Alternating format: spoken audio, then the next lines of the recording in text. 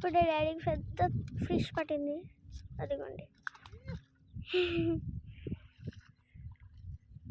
దగ్గరికి వస్తున్నాడు డాడీ.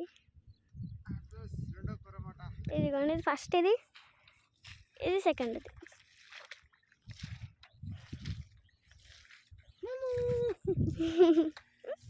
పడ్డది